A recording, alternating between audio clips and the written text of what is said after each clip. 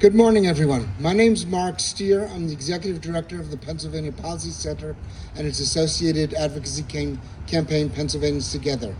We're here to talk about threats to Medicaid and SNAP to pay for deep tax cuts for the ultra-rich and wealthy corporations. We're actually here at an auspicious time.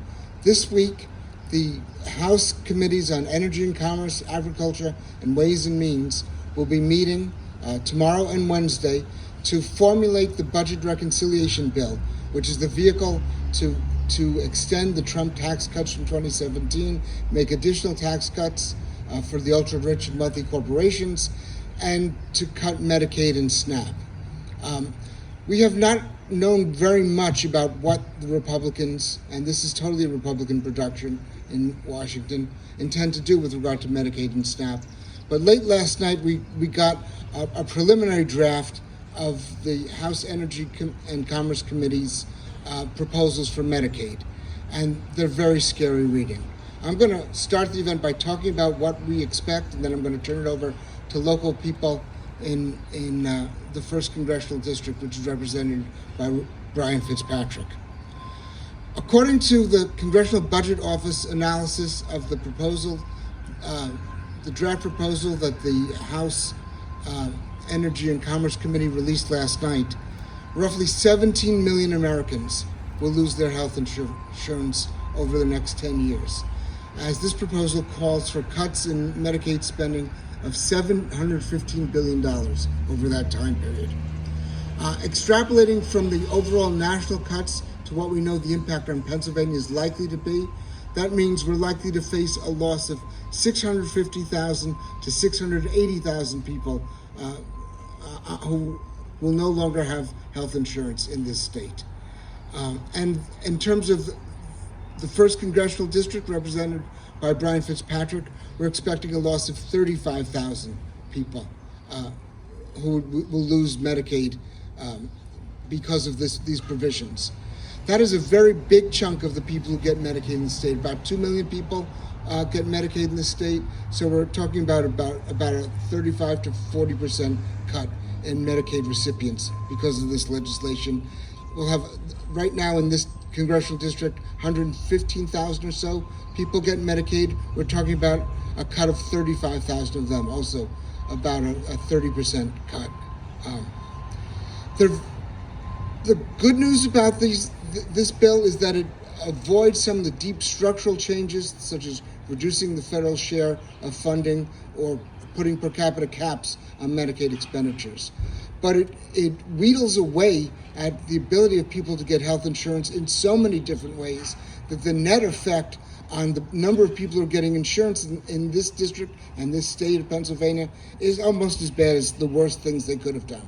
Let me give you an idea of some of the things they're talking about. First of all, dramatic increase in paperwork requirements. People will be required to register and re-register and submit themselves to income determinations multiple times over the course of a year.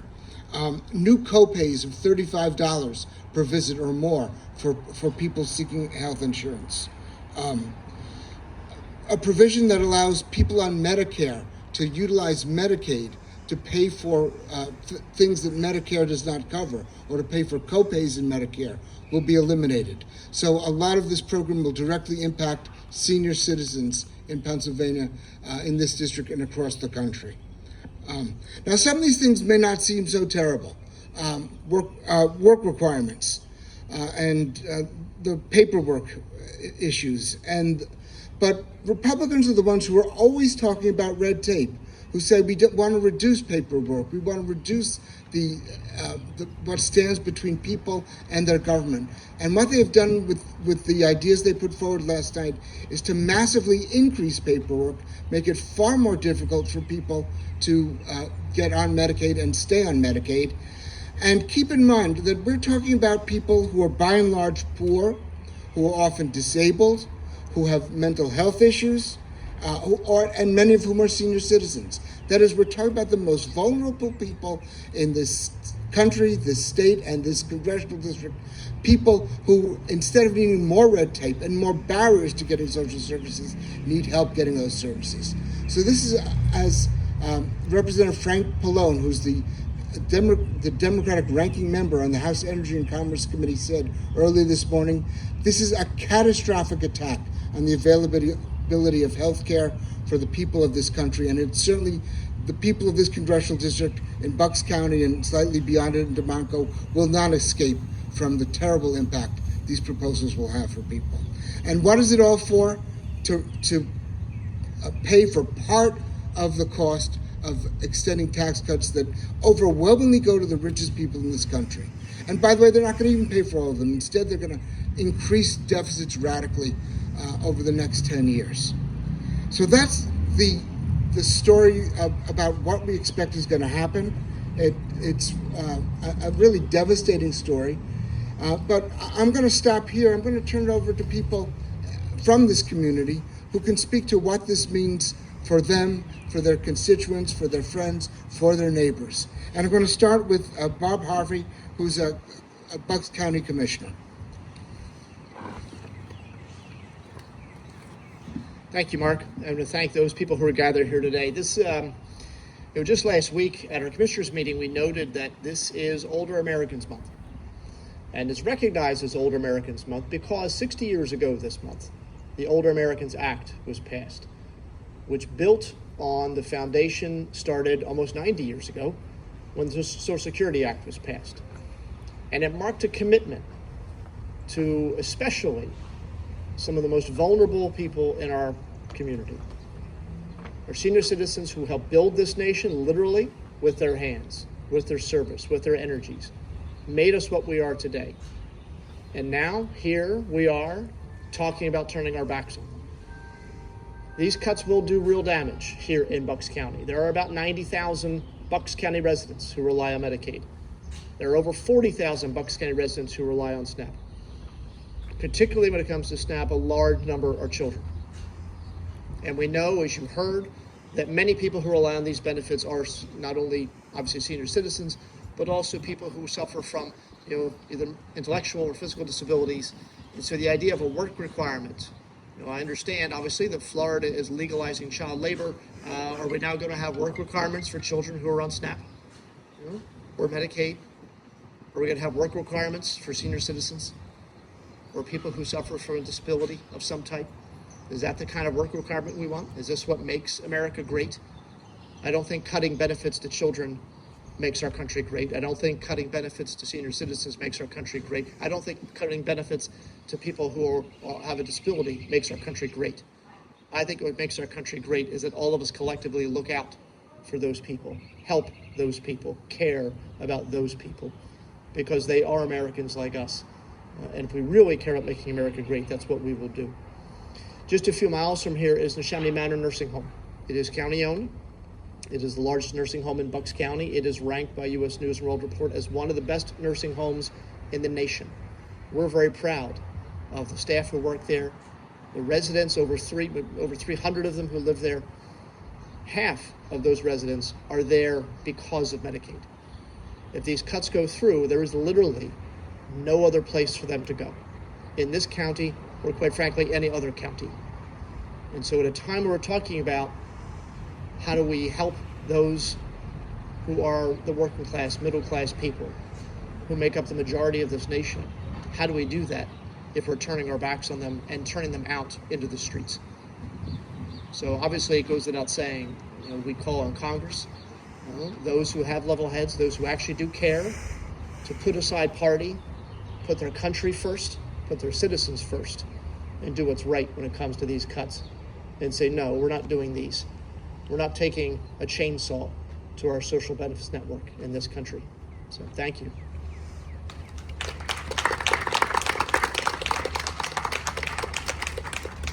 Thank you, Commissioner Harvie. And I'm glad you mentioned nursing homes, because we should keep in mind that Medicaid pays for a lot of care in nursing homes. It also pays for a lot of care in hospitals. Bucks County has some wonderful hospitals. My wife actually trains some of the doctors who work in hospitals in Bucks County, and they're very good. But all those hospitals have to treat patients who don't have resources. Medicaid is what enables them to treat those patients without losing money. When we cut Medicaid, those hospitals, like the nursing homes, will lose reimbursements for care. Some people will be denied care. some of the hospitals will have to still provide the care and then become financially unstable, which hurts not just people on Medicaid, but people all throughout the county. Second local speaker is Sharon Moon, who is a longtime advocate for Medicaid in Bucks County.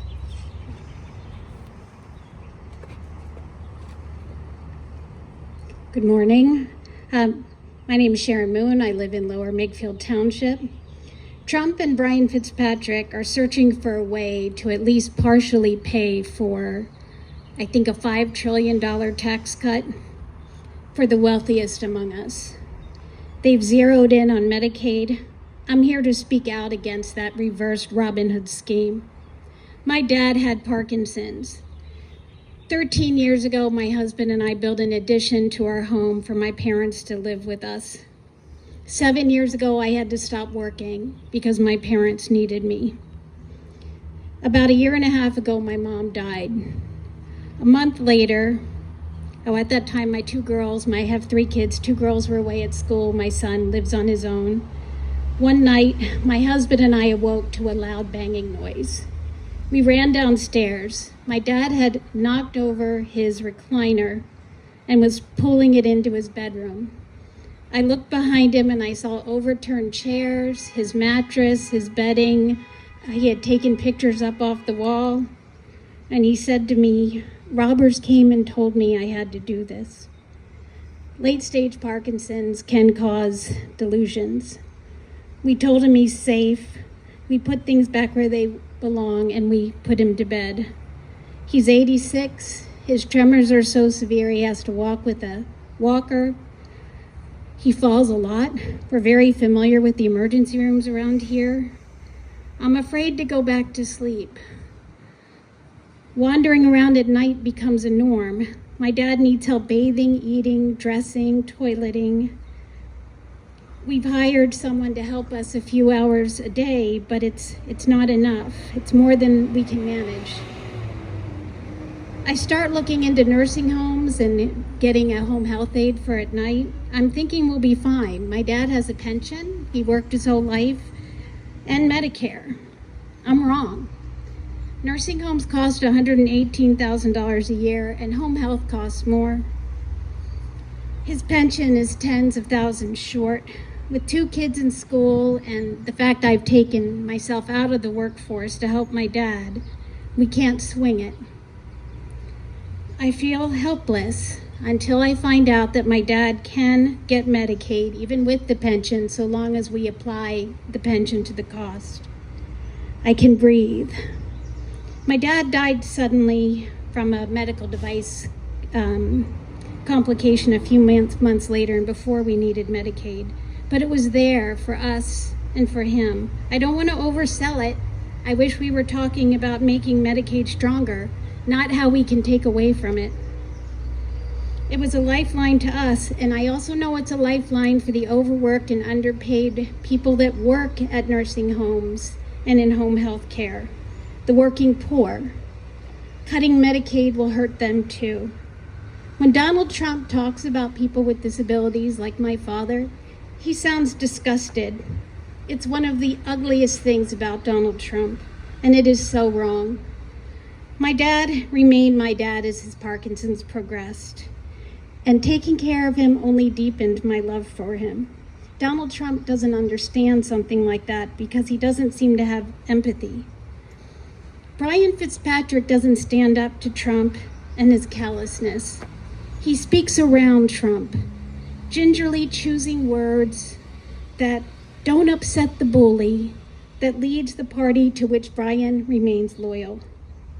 And make no mistake about it, that party is still trying to come for Medicaid.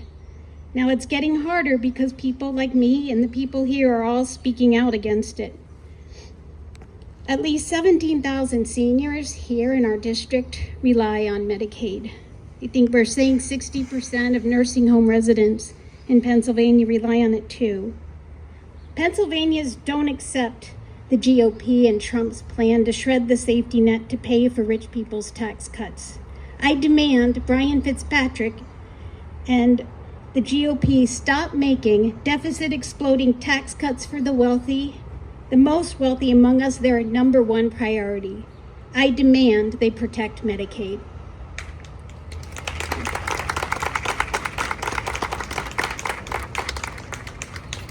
Thank you very much, Sharon, for that very powerful story. And one of the things that you said reminds us all, Medicaid is a safety net.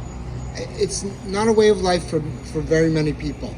People go on Medicaid, they go off Medicaid. So when we talk about 100,000 people in Bucks County who are on Medicaid, that's at only one time. Over a 4 or 5 year period, 300,000 people might have been on Medicaid for a short period of time. And then there are all the seniors who, like Sharon's father, need to go into a nursing home or assisted living facility or need care at home and don't have the resources to pay those expensive costs. Medicaid makes up that difference. And that's why our estimate is roughly that 60% of people in America, in Pennsylvania, in Bucks County, will rely on Medicaid at some time in their lives. That's what a safety net is, protecting people for often a very short time in their lives, but giving them the help they need. And it's simply shameful that we would take this away.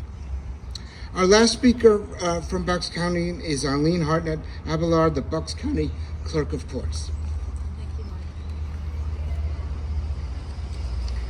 Hi everyone, I'm Eileen Hartnett Albillar. I have been a social worker for more than 25 years, and most of that has been with folks who are disenfranchised, folks who are have disabilities, folks who are under-resourced and in poverty. And so I'm going to tell you about why any cuts to Medicaid and SNAP are bad economic policy. Here in Bucks, we have 100,000 people in one snapshot, as Mark said, that are receiving Medicaid. And that could, if we have cuts, that could lead to substantial job loss. Job loss is not good for the economy. Of these folks who are receiving Medicaid, almost 2/3 of them are already working. So these are folks who have jobs, and why do they need Medicaid if they're working? Because they don't make enough at their wage to get Medicaid, to get health insurance, or their employers won't and aren't able to employ them full time to be able to get health benefits. So these are folks who are working 1, 2, 3 jobs in order to make ends meet, and they're relying on Medicaid for their health insurance. So we don't want to take that away from them, because then they're not going to be able to work. If they get ill, they're going to leave the workforce, and that's bad economic policy. And if our healthcare workers, as Mark was talking about before, if the Medicaid reimbursements go away, if Medicaid cuts, we're going to lose jobs in the healthcare industry. So nurses and doctors, sure, and I know plenty of nurses. And I think last week was Nurses Week, and we celebrate them. But we're talking about all the folks who make a healthcare campus work. You know, it's not just the nurses and the doctors, but it's the physical and occupational therapists. It's the medical technicians and scan techs. We're talking about the folks who run the facilities and make sure that the connections are there for oxygen to be piped into all of the rooms when folks need them. Medicaid cuts are going to have fewer insured patients, which means lower reimbursement rates, higher uncompensated costs for healthcare. So they're going to reduce the hours, or they're going to cut jobs completely, or they're going to reduce benefits. That's bad economic policy, and we don't want to stand for it. We also have SNAP, and we already have, I think, about 50-some thousand folks who are food insecure. I spent most of my social work career working with folks who are low income. And for folks who are food insecure, they're not sure where they're going to get their next meal from or how they're going to provide food for their family. And of the folks in Bucks County who are food insecure, of that 50-some thousand folks, half of them about qualify for SNAP, but the other half do not. It means they're making too much money to even qualify for SNAP. So they're still coming to our local food pantries. They're coming to Fresh Connect to get fresh fruits and vegetables, because you know that's the first thing to go off of the grocery list if you are short on funds. So from any cut to Medicaid, and like Sharon said, we should be we should be bolstering Medicaid and SNAP instead of taking away. But when you make those cuts, it's just going to roll downhill. And who's going to be affected? It's our healthcare workers, it's our low-wage workers who are working 2 and 3 jobs to be able to stay employed and stay in their homes. And it's all going to roll downhill. And I was a preschool teacher very early in my career, and there was a book that many of you might be familiar with, If You Give a Moose a Muffin. And it starts out, if you give a moose a muffin, he's going to want some jam to go with it. And if you give him some jam, he's going to basically eat all the muffins. And when they're all gone, he's going to ask you to go to the store to make more, and so on and so on and so on.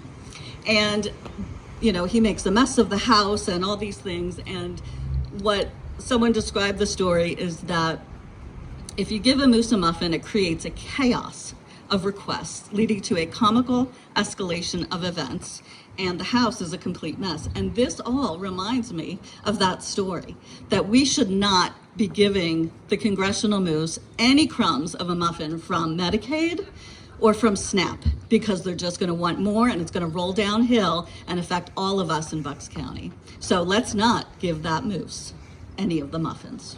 Thank you.